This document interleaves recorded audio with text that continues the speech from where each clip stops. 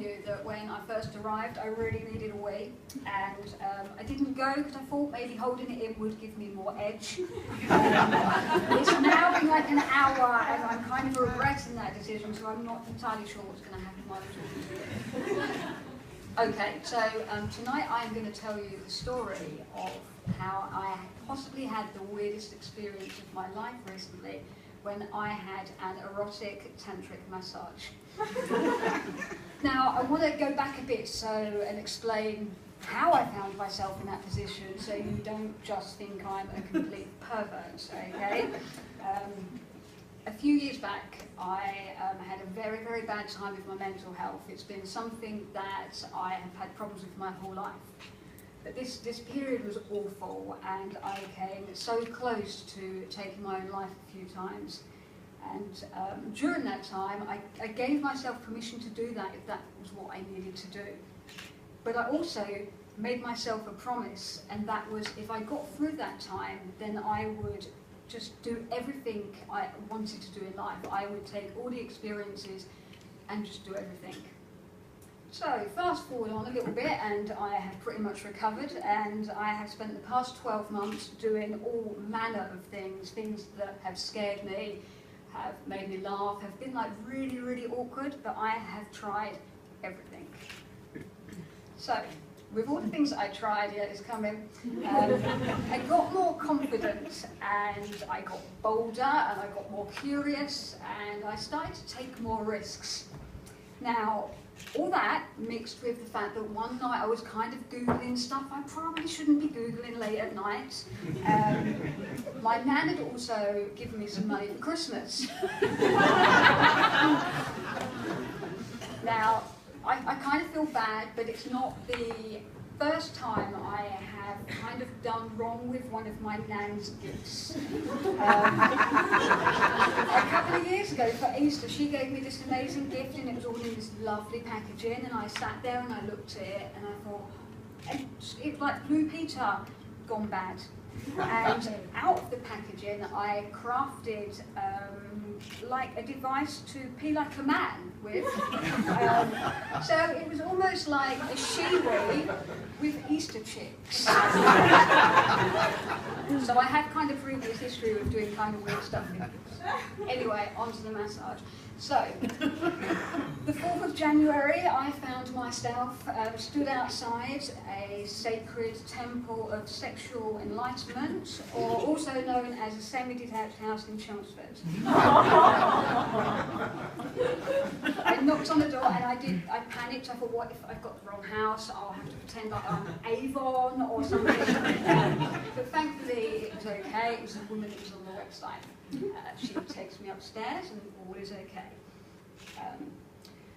I go into the massage room, and to my utter relief, it looks as it should be. There's no one chained to the wall, there's no gimps in the corner, it's all just normal. And I breathe a sigh of relief, and it's kind of like the last normal thought I had.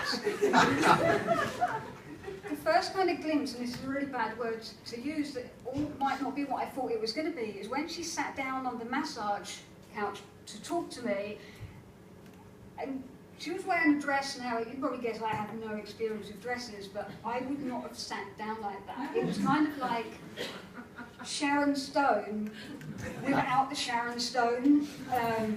So I'm starting to think, oh my God, what have I let myself in for? But it's all right. This is all, this is a voyage of discovery. It's all about experience. Just go for it. She then stands in front of me and she's like, I'm going to stroke your face, and we're going to gaze into each other's eyes, and you're going to remove your clothes. And then she says she's going to remove hers. Now, I hadn't kind of Googled enough because I didn't know this was going to happen. I haven't seen a naked woman for like 3 years, and in 2 seconds this is going to happen, and I haven't even taken her for a drink or swiped or anything. So I'm thinking, right, don't laugh, because you get awkward, you laugh sometimes, don't you? Don't smile, don't look down. So we take our clothes off, I look down, and she invites me to stand on the, to lay on the massage couch, and I'm face down, which I'm like, thank God, I can pull all the facial expressions I need to kind of get out of the way. And it starts. Now it's lots of oil, kind of feels good, she's like working on my shoulders. And I'm starting to relax, and then she goes down my back, and it happens. Her boobs smack me in the back of my head. And it's not just once, okay? Every time she goes down my back, it's happening again. Now, I don't know if for her male clients, this, you know, they love this. But I was worried. I felt like I had a head like a peanut, and she had the biggest boobs in the world. I was concerned I was going to be the first person to get like brain injury from a tantric massage. But you know, like focus. You know, she starts to move down a bit, so she's away from my head.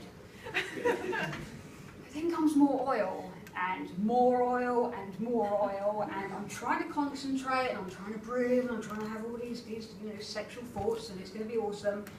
And I get the image in my mind of, you know, the pictures you get on kind of like the Daily Express when there's been an oil slick and it's like a string of forward. I've got that coming to my head, and I think, oh my God, my friends are going to have to like come in, rescue me, take me off, put me in a bowl of fairy and hose me. It is all seriously going out the window now. I can kind of see this you know, amazing sexual experience just getting further away. Then she asked me to turn over. I thought, all right. Now, I don't know why I did this, but when I turned over, so I'm laying on my back, I put my hands like this, okay?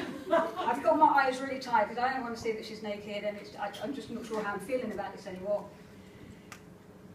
And then suddenly something lands in my hand. Now, you remember like when you were a kid and at Halloween, then games with like the feeling boxes?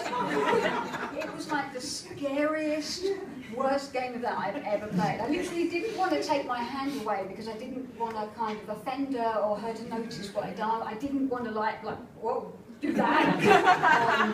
So I just had to ride it out, and numerous times, various different living things just fell into my hands, and I just had to go with it. So anyway, it's kind of, you know, it's approaching the end, and she sort of lets me know, and it's going to get a bit more intimate now, so I'm thinking, right, final chance, concentrate, you know, your nan's paid for this. The nan's going to want us to do it. I'm laying down, and, you know, she starts, I don't need to go into details. I'm thinking, nothing else can possibly happen. And then I get cramp in my hip. Now, I've never had cramp in my hip before. I can literally just lie in there, but somehow I get cramp in my hip. So I think, just move slightly.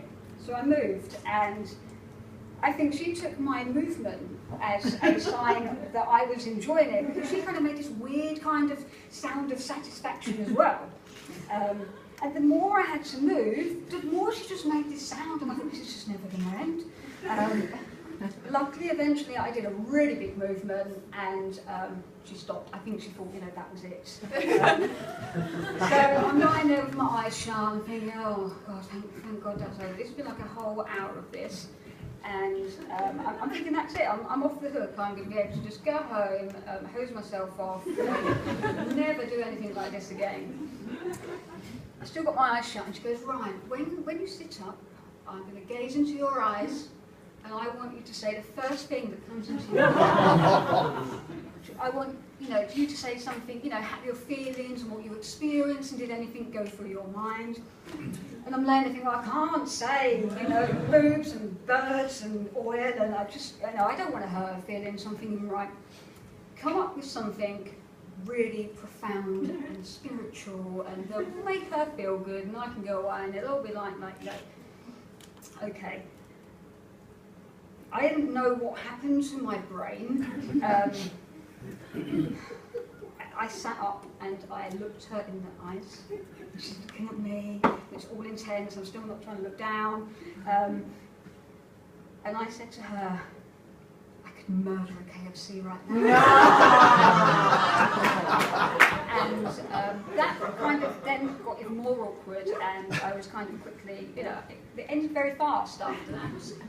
And I suppose what I'm trying to say is that, you know, life should be about experience. You know, we should, even though I'll probably put you all off telling you this, you should do as much as you can, because that is what life is about, whether it's good or it's bad, you know, or it's awkward or cringy.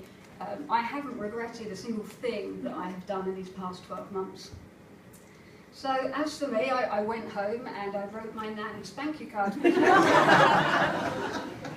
Dear Nan, thank you very much for your Christmas gift. You'll be glad to know that I spent it on a kayaking paddle. And then I had a need after this massage, so I disappeared off, and I can tell you now that that night I had the longest, the most enjoyable, most satisfying box of fried chicken.